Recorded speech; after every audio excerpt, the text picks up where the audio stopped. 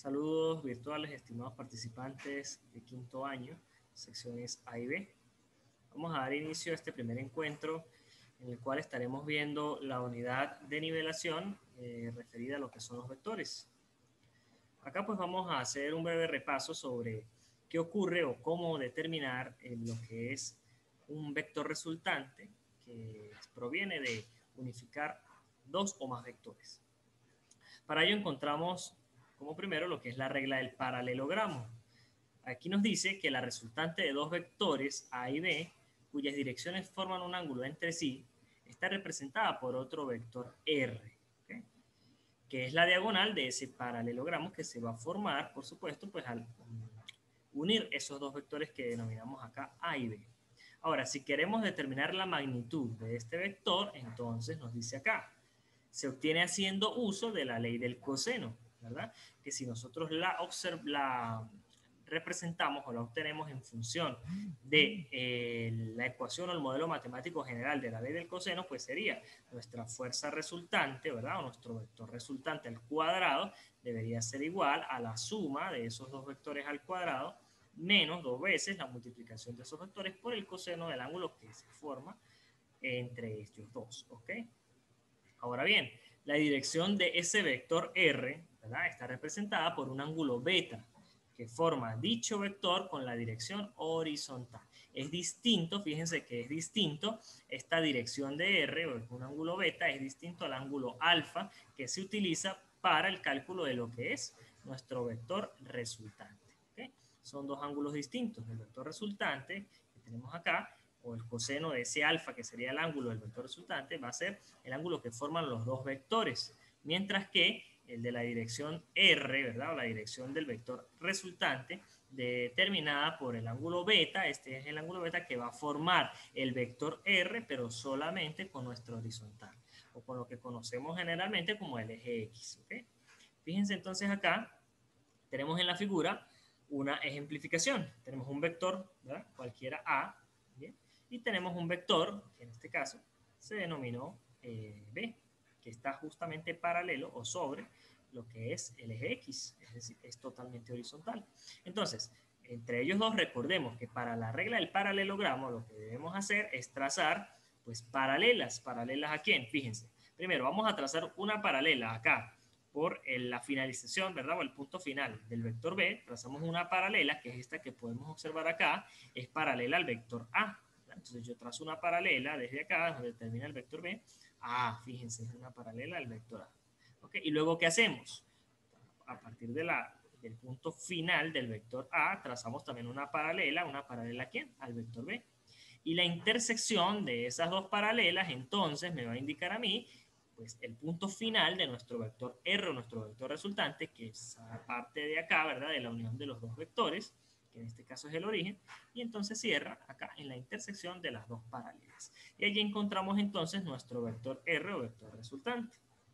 Fíjense entonces, tenemos acá nuestra dirección del vector, la dirección del vector, que sería beta, ¿verdad?, que es el ángulo que se está formando entre la resultante y ¿qué? Y nuestra horizontal, que sería X en este caso. Entonces, este ángulo que observamos acá es el que se denomina beta. ¿Bien? Mientras que el alfa, en este caso, fíjense que es este ángulo que se está formando entre los dos vectores. ¿Por qué sería? Fíjense, aquí tengo el vector B, ¿sí?, y aquí está la paralela del vector A, ¿verdad? Entonces, este ángulo que se está formando acá es el ángulo que nosotros vamos a denominar como alfa. ¿Bien? Entonces, el ángulo que se está formando, o que podemos ver, fíjense, finaliza el vector B, inicia la paralela del vector A, el ángulo que se forma entre ellos dos, denominado alfa, ese es el ángulo que debemos utilizar para el cálculo del vector resultante como magnitud, ¿ok? Entonces, fíjense, tenemos una serie de casos que se pueden presentar cuando estamos estudiando esta regla del paralelogramo. ¿Bien? Primero, cuando los vectores son perpendiculares. ¿Esto qué significa? Pues que entre ellos dos se va a formar un ángulo de 90 grados. ¿Ok? Observemos un ejemplo. Me dice, consideremos dos vectores cuyas magnitudes son, tenemos un vector 1 que es de 80 kilopondios, ¿verdad? Y un vector 2 que es de 120 kilopondios. Tenemos dos vectores cuyas direcciones forman entre sí un ángulo de 90 grados. En el ejercicio ya me están indicando, ¿verdad?, que entre ellos dos se forma 90 grados, o me pueden decir un ángulo recto. ¿Qué debemos hacer o cuál es el primer paso? Representar gráficamente esos dos vectores. Entonces, decimos, bueno, representamos el vector 2, ¿verdad? Que en este caso es vertical, el vector 1, que es horizontal. Fíjense algo acá, acá no me están indicando, ¿verdad? Que uno es horizontal y otro es vertical. Bien, me dicen solamente vector 1 y vector 2. Ahora bien, generalmente, ¿ok? Por tener un orden específico, cuando me hablan, el primer vector generalmente lo representamos de forma horizontal y el segundo vector es el que vamos a representar de forma vertical, ¿ok?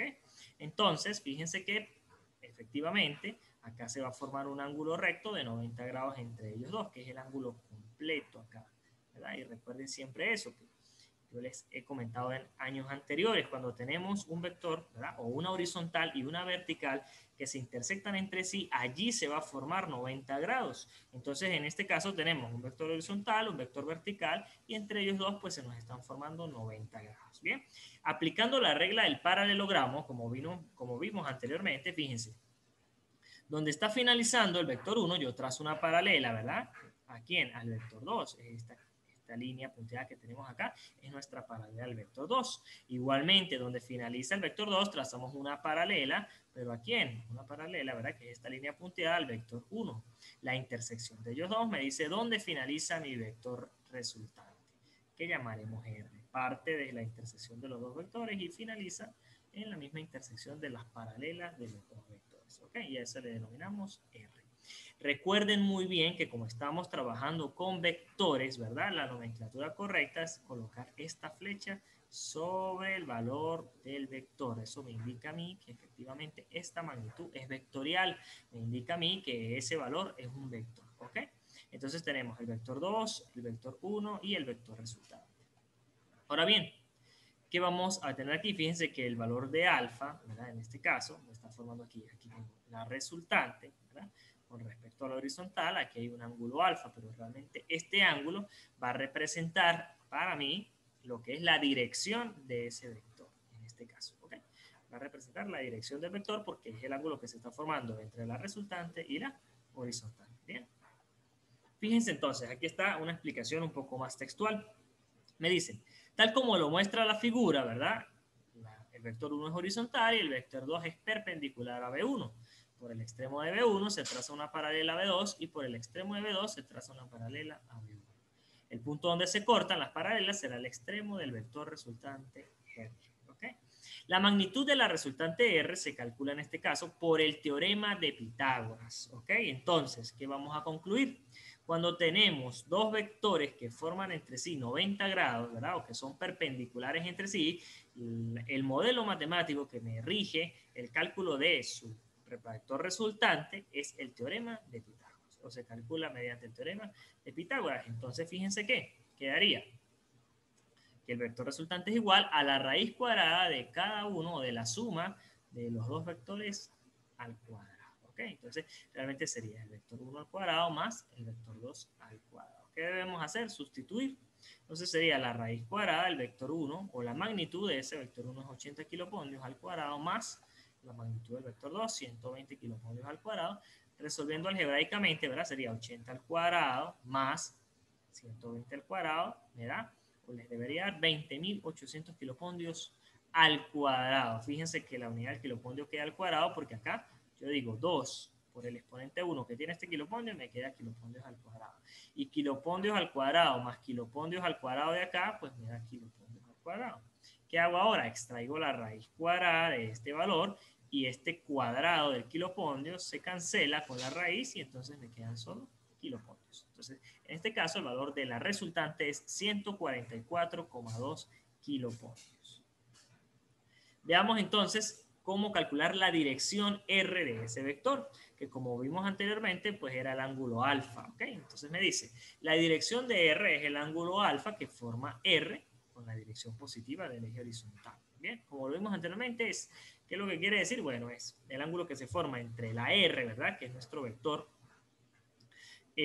con respecto a la horizontal, ese que veíamos allí, que era alfa. ¿Okay? Para calcular este valor, pues entonces dice que solo basta con aplicar la definición del coseno. Esto es algo que ustedes vieron en cuarto año, ¿verdad? Que son función de las razones trigonométricas, y decíamos, el coseno de alfa era el cateto adyacente sobre la hipotenusa.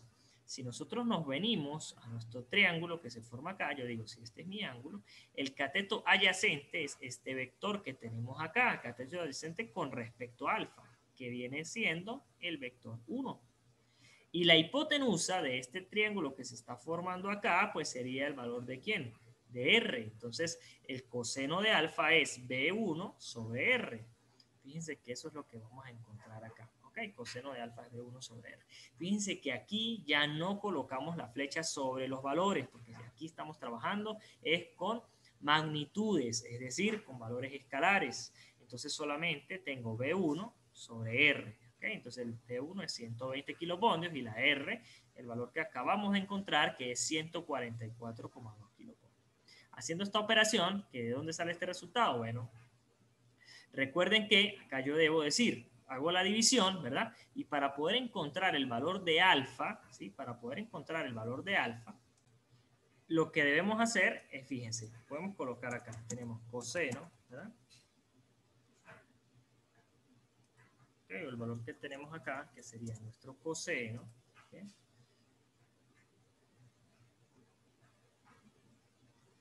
Entonces vamos a buscar acá alfa, ¿okay? Entonces tenemos por acá nuestro coseno, bien, el coseno de alfa, ¿okay? Entonces tenemos que el coseno de alfa, en este caso, ¿verdad? Como vemos acá, nos decía, bien, coseno de alfa venía dado por 120 sobre 144,2, bien, 120, entonces colocamos acá que esto debería ser igual a 120 kilopondios sobre 144,2 kilopondios. ¿Okay? Entonces, ¿qué vamos a hacer? Fíjense, esto es lo que tenemos acá. ¿De dónde sale ese resultado que tenemos allí? Pues debemos despejar ese valor de alfa. ¿Okay? Entonces, ¿qué decimos? Si yo quiero encontrar el coseno de alfa, vamos a hacer primero la división. Entonces decimos, bien, vamos a ver el coseno de alfa, ¿verdad? Propiamente, nos decía acá que iba a ser igual. Y entonces vamos a dividir 120 entre 144,2. Eso me da 0,83. ¿Sí? Vamos a tomar en estos casos, yo les recomiendo utilizar aproximadamente unos 6 decimales, ¿ok? Para que el valor sea más aproximado posible. O en el caso que ustedes tienen las calculadoras científicas, automáticamente pueden trabajar con todo el resultado y pues obviamente vamos a encontrar una respuesta mucho más aproximada a la realidad, mucho más exacta. Aquí yo voy a tomar 0,83, 21,77. 0,83, 21,77. ¿Okay? Entonces escribimos por acá 0,83.